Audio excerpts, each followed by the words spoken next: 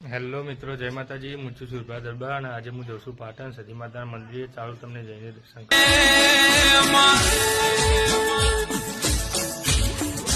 પાટણના દરવાજે બેહનારી અમર્યો નો મોરાશો રાજા સિદ્ધરાજ નો મળનારી કે ચેપી વેડા સમય જો ઘડિયાના લેખન લલાટે મળનારી